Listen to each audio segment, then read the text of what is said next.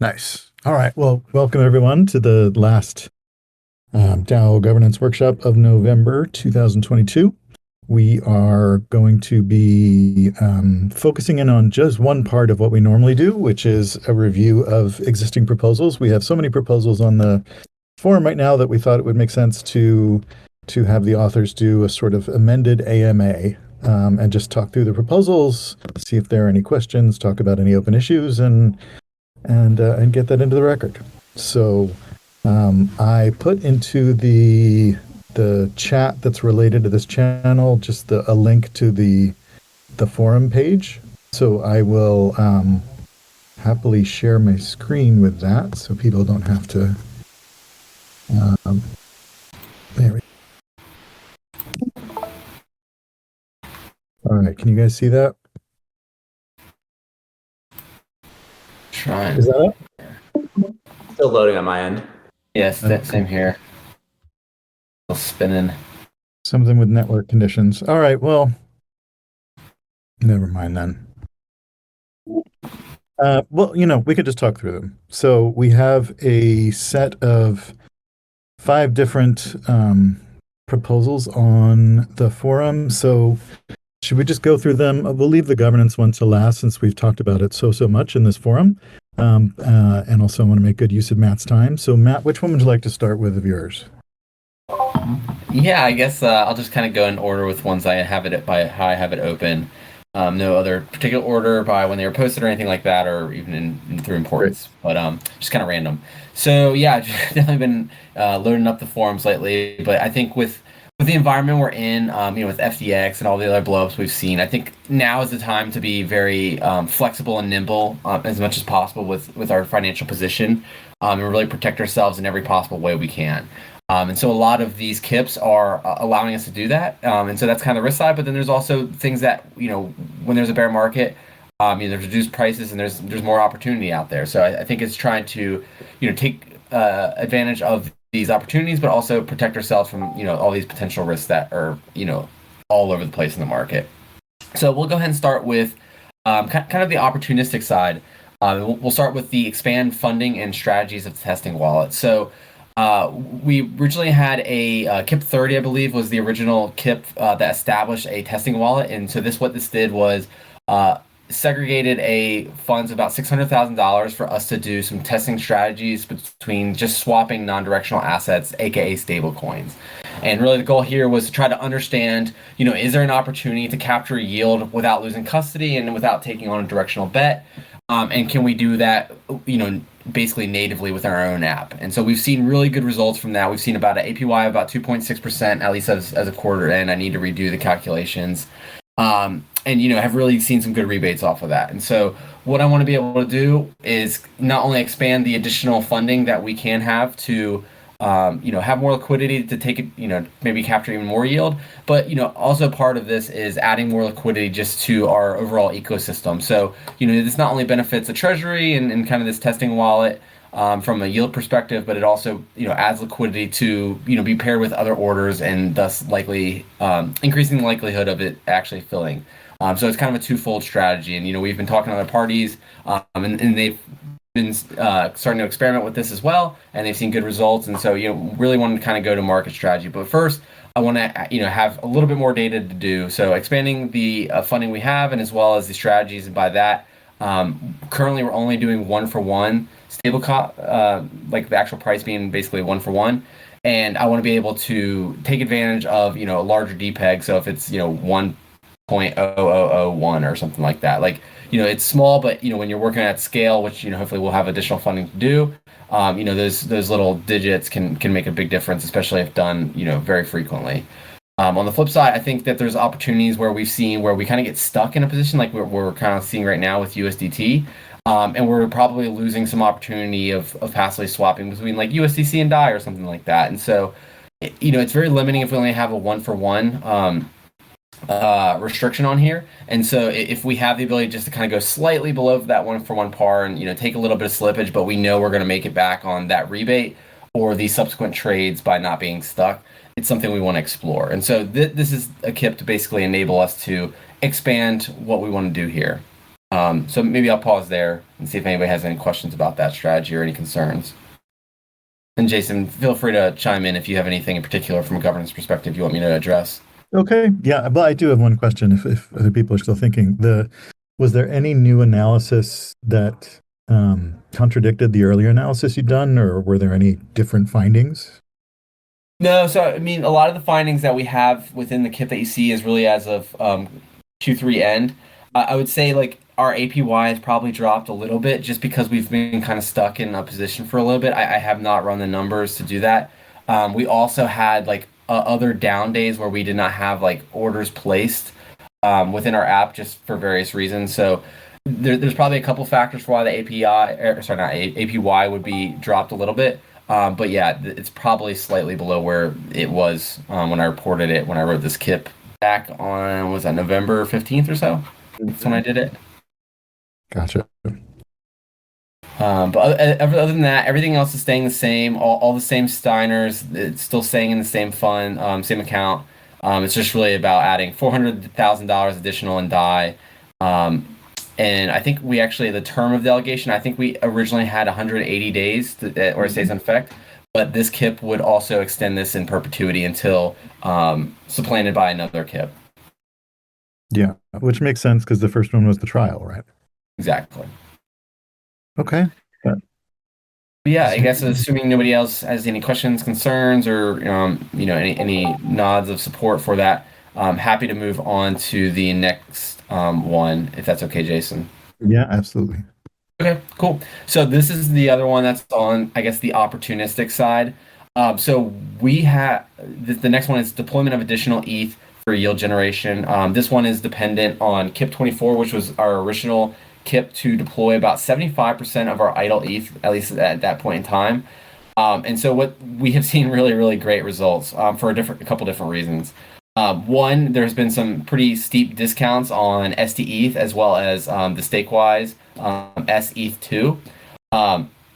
And so we've seen really good, if when you actually calculate the APYs and all the returns off of that, we've seen very good returns off of that, beyond what we were calculating originally. I think the MEV generated off of for validators has also really seen a good spike. Like I think the other day it was like over 11%. Like that's dropped down to like I think the norm of 5 to 6% for now, but still very, very good yield off of our ETH. Another thing that has also caused outperformance is rocket pools. ETH is in so high demand that it's actually at a greater premium compared to the others as well, because there's basically not enough validators, but people want that decentralized option. So we've also seen a premium off of that position as well. So because of this, and is also because of some other assets that we've kind of liquidated, including like our CVX position, we now have additional ETH that we can leverage to kind of capture a little bit more yield off of. And so this KIP is basically a way to hopefully do that. So really the allocations stay basically the same. All it is asking is for an additional 1,400 or 1,465 units of ETH. One thing to note is if this were to be approved, this would basically, and we would deploy the rest of our ETH, which we have not done from our original KIP, then this would basically raise that percentage of our idle ETH to 80%. So 80% of our total idle ETH would be deployed if this one were to go through and once we've done it. Maybe I'll pause there. So do you have any liquidity concerns going up to 80%? No. So one thing to note is we are not actually using ETH within any of our operations. So we don't pay any contributors with that. We don't pay any contractors. We don't pay really any vendors with our ETH. It's really, at least how I view it, I see is ETH is more of our directional investment bet on the ecosystem, without taking too much like directional bet on one protocol in general. So that's a little bit how I view it, but we don't have any like runway concerns per se from our ETH position. Okay, great. And another thing I'll mention regarding liquidity is like these assets are like extremely liquid. They're very big markets for them.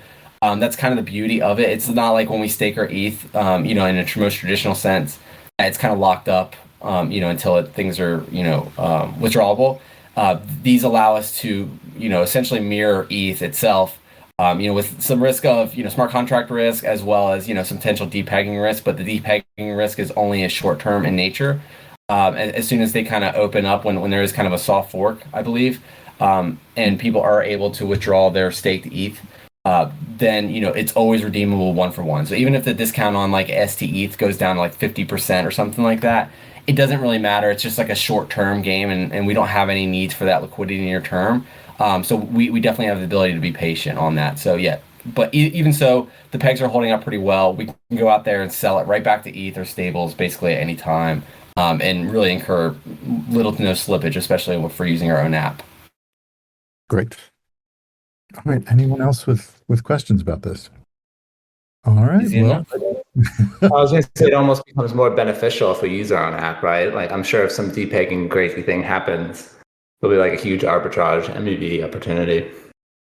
Yeah, I think when we deployed, I don't know if it was our second or third round of our ETH deployment, we received, multiple thousands of dollars in rebates off of those positions. And I can't remember exactly because we were kind of intertwining that with like some CVX sales as well. But we've seen really good rebate revenue off of that. And one thing to note is we were originally going to stake with like just actually stake with the providers, but we learned that it was much more cost effective and like had a lot more upside if we just use our own app because yeah, like you said, there's a lot of MEV that's produced off of those. Okay. Great. Well, I'm going to go ahead and move on unless anybody else has anything to say on the ETH deployment one. So I guess the next one is replenishing the discretionary investment limits funds. So this one, I guess, goes back to KIP 23, which essentially set a limit where we could, as a labs or the multi-sig users, could make investments up to $5 million or 5% of the treasury every year or every 360 days, more specifically.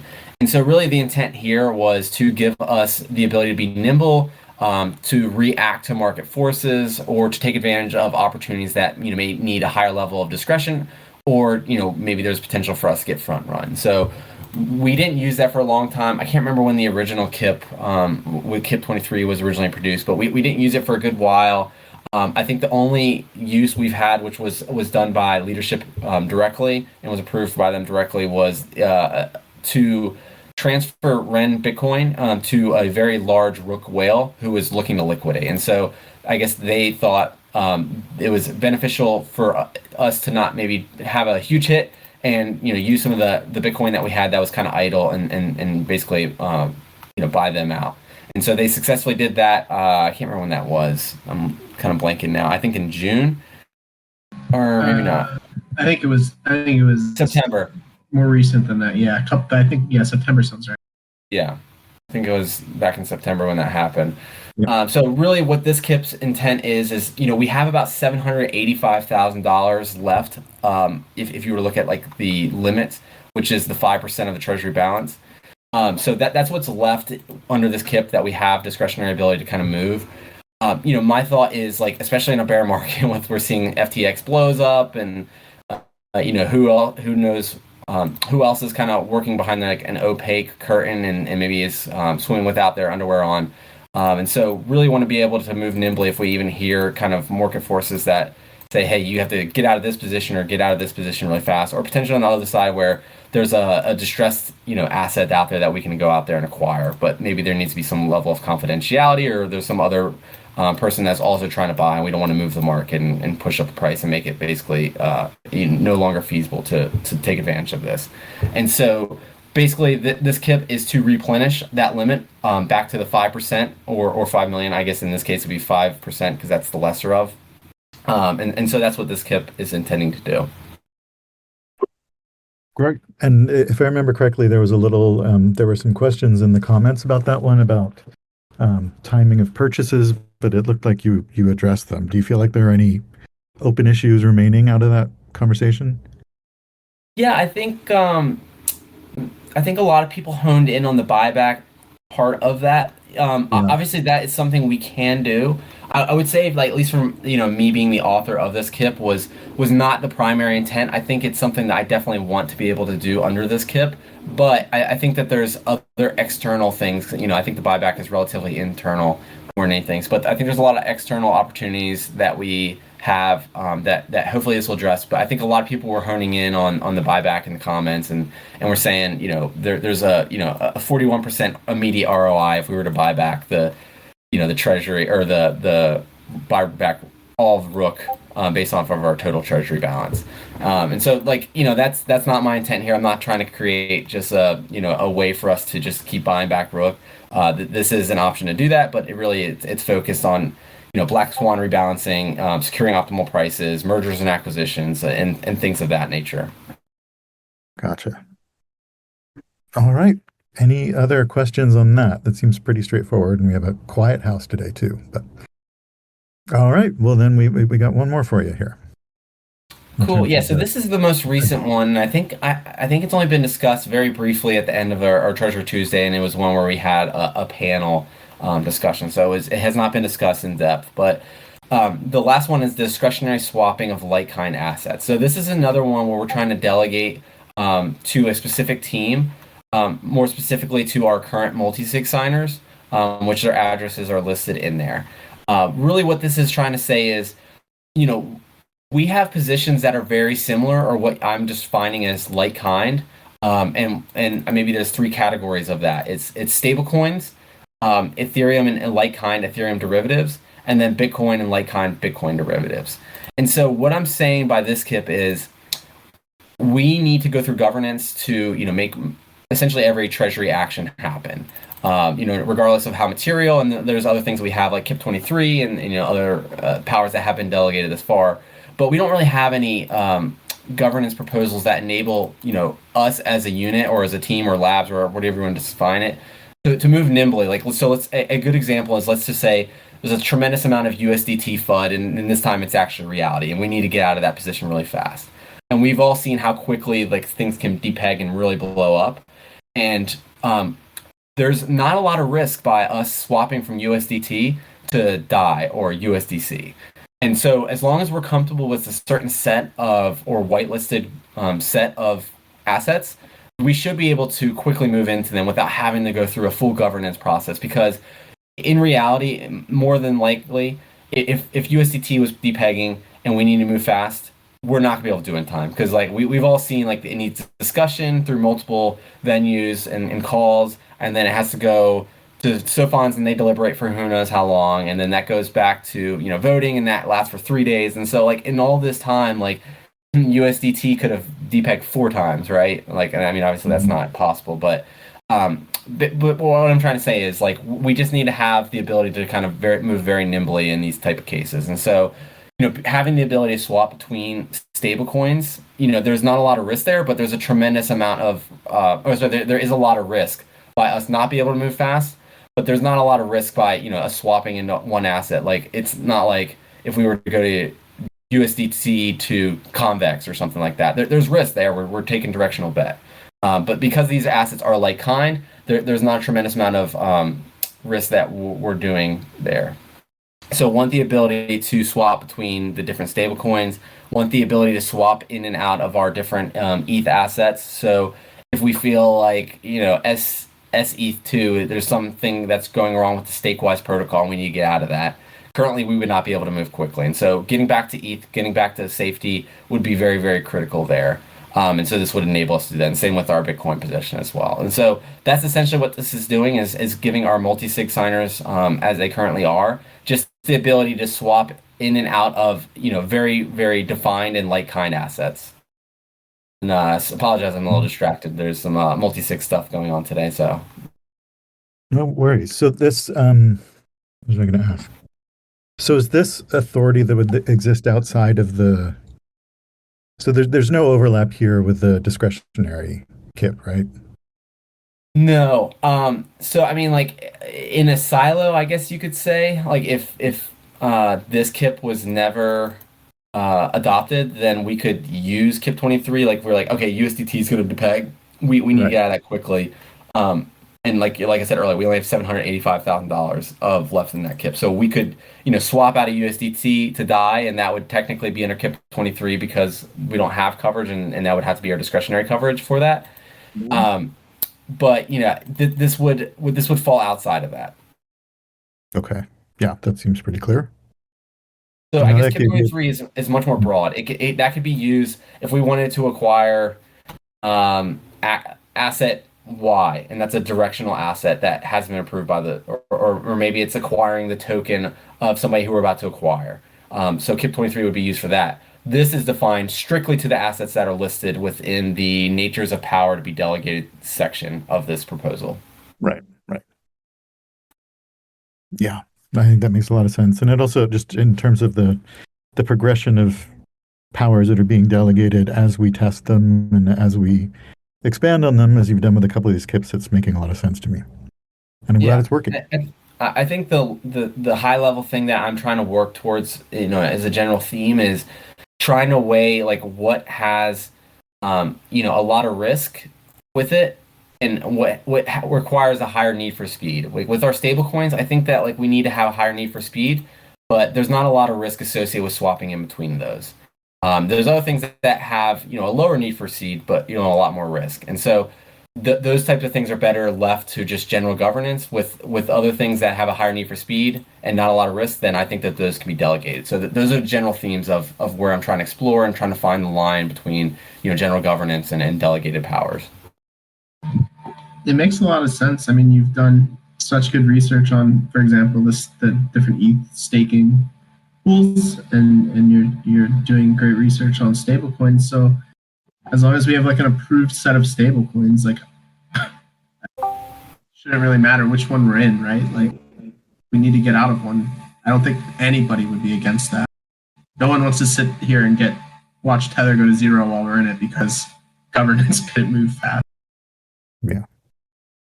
And that's not really what governance is for. Sure. Yeah. Yeah, from a research perspective, yes, you're right about as part of our testing KIP, our testing wallet KIP, we actually explicitly approved those Litecoin stablecoins that you see listed there, our ETH and Litecoin Ether derivatives. We've had a lot of research from I think KIP 24, so the research is all there. Oh, going back to stablecoins, I also have a very, very long research framework that will be posted hopefully in the coming weeks as well to kind of support this and probably even expand this list of stablecoins. But I think these are kind of like what I'm theming as like the blue chip that we're comfortable staying in. All right, great. And also, with all the rumors that Wrapped ETH is insolvent, like we got to be able to get out of that, right? West Ham. Did that come and go or already? Wrapped Ethereum Foundation. There you go. All right. Well, thank you, Matt. That was really helpful, and especially for that sort of high level picture of how these all come together. Are there any other questions for Matt? All right, great. Well, characteristically excellent job with those. And for our last formal thing, there's one more proposal here. It's from me and Wes, and we've talked about this a bunch of times in workshop in terms of moving governance forward, and the fact that in order to document governance, we've gotten a little ahead of what's in KIP 0. So rather than going for the big taking a huge step forward with the governance, we wanted to just true it up, and then maybe we can do this periodically. So this KIP sticks to the broad outlines of what we have in KIP 0, but adds the governance stewards as a role, and clarifies things they do. The reason for that is that KIP 0 was very explicit about the fact that SOFONs would do various things, and the SOFONs don't do those things. We do. So just wanted to be true to that, and also to start putting some expected timeframes around how long something could be in community review, how long it will be in SOFON review, and so forth, so that we have some more guidelines, because those guidelines weren't really there in KIP 0. So that one's gone up pretty recently. So happy to answer any questions now, and happy to have people take a look and put their comments there. All right. Yeah. Well, oh, sorry, go ahead. I was just going to chime in and say, especially if you have any questions on the time frame, and if you are curious why specific time frames were chosen, or you think certain periods should be a shorter time frame, just ask your questions here or on the forum directly. we'd really appreciate all the feedback that we get. Very well said. Absolutely. Okay, great. Well, we will look for comments there, and we'll keep an eye out and hope to move forward with this soon. And with that, I think those are the formally set out part of our agenda, and just wanted to open the floor and see if there's anything anybody wants to talk about. Chime in. Yeah, one thing I'll say is, again, apologies for being a little distracted when running through all those KIPs. But if anybody wants to talk through those a little bit more in depth and is not comfortable, like, kind of speaking up here, happy to have a direct conversation. Happy to DM, happy to have the discussion on the forum, whatever anybody feels comfortable with. But I know that I ran through all those very, very quickly, and so if anybody has questions, concerns, please let me know. Great. I wanted to bring up a topic if possible. Mhm. I noticed in the general chat, there's a lot of kind of chat about marketing recently. And I was just wondering kind of what the next maybe couple months of marketing look like, especially with all of the changes coming up to the coordination game and Rook bid, and eventually I'd noticed like there's a desire to kind of bring that to the public facing marketing as well. But obviously we want to be prepared with educational material and fully realized KIPs before we kind of do those things. So I was just wondering if there were kind of some future thoughts on that. Yeah, I can hop in on this. So what I'll say is that, as you said, right now a lot of this stuff has been kind of much more partner facing in terms of, what our team's kind of been focusing our bandwidth on in terms of like high quality documentation and decks for, kind of B2B efforts. What we're going to see in the coming months is a lot more stuff that is going to be, as you said, kind of public facing. And that is going to be a combination of a lot of really good kind of educational materials. I believe some videos are in the works. And, well, let me preface this by saying, like, a lot of this stuff still requires us finishing the products to a point where we can kind of record and really show people how exactly it works. And that requires, certain things being completed, on the development side as well. But what we've already got planned and budgeted for, as I said, was, a lot of stuff on kind of the studio side that you'll see, studio team working on in terms of kind of like videos and animations and content, educational content around, the new products coming out and how to use our protocol. We also have a lot of kind of larger planned exposure, especially around ETH Denver. So we'll have a booth there, and we'll really be in a point we'll be kind of looking for fast kind of user growth, and we'll see a larger push for some more B2B stuff. But leading up to that as well, we'll have kind of phases that we'll enter in terms of product releases, and with that will be kind of communications pushes, as well as kind of beta testing opportunities and early access for community members, and really kind of drive making sure we get all of our kind of metrics and everything going, and have a great story to tell, and that we've understood all of our customers with and how they'll interact with the products properly. So all of this will kind of blend together as a mixture of kind of enhanced kind of communications and content coming out, more interaction with kind of users and testers, and then really trying to get in front of a bunch of people. As I said, with some sponsorship opportunities, we may, we're still in talks with some content syndication platforms as well. So all the big boys out there, the Banklesses, the the block, decrypt, I pretty much any platform out there we've talked and have been talking proposals with as well about getting content about not just us, but the space that we're operating in and making sure that we're a part of that mind share. So a lot of what you're not seeing right now is kind of the pre-work that's going into that. Um, and as you can see, kind of, we're not as say visible as we could be in terms of like spending money to get in front of people right now. But that has been budgeted and is planned on being changed in the coming months.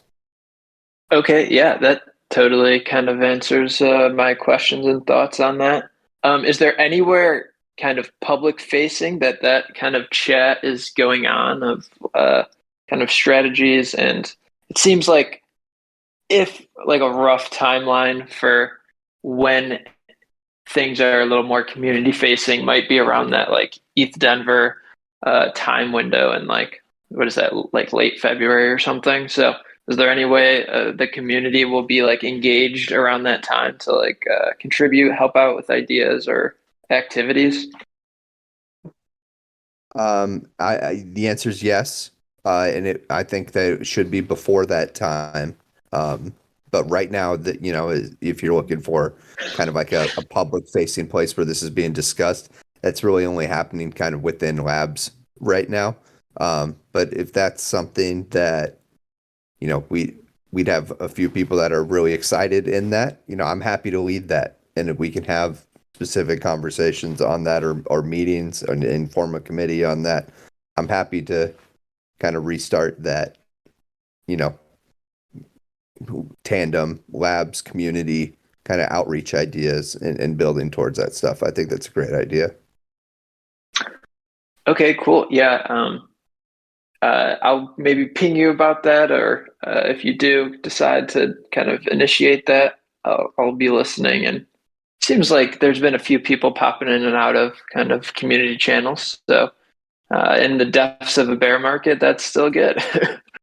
Yeah, and you're not the only person that has expressed wanting to contribute in any way.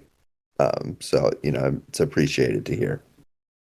I'm certainly interested in engaging in that particular front with you guys. I think that has a lot of bleed over into the sort of groundwork I've been laying on the community end. And participation is one of the biggest barriers to going from a theoretical meeting of those types to a reality. All I need is another person to come hang out with me and kind of push that ball forward. So if you are interested, I would suggest grabbing what was that role name? The night role and the outreach role from the opt-in React roles. And I will be sure to be pinging you for things that I am moving in that direction going forward. Yeah, that's awesome. Sounds good. All right. Well, we have a question in the chat. I think Wes is responding to it, but it was, when is play night from Liviu, if I'm pronouncing that right.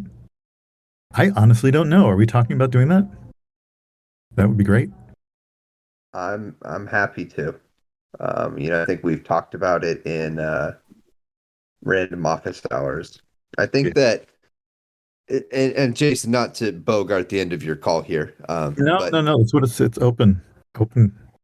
Go for it. I've been thinking about office hours a little bit more, and I think that I'm going to start looking at more of targeting a, like themed is the wrong word, but have like a more intentioned specific community events instead of just always open office hours and kind of open discussion. I kind of want to do a little bit more for the folks here. And so, I think, play night, things like poker nights or game nights or things like that, I like to just kind of more formally mix that in to instead of just kind of the rotating weekly office hour. I think that we'll have some more kind of formal community events that exist during that time slot or on those days, instead of just office hours all the time.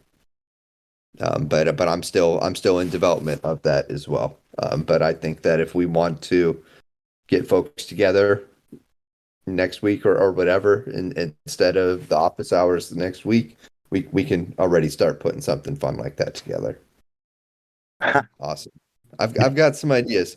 Joe and I have been pilot testing some games as well.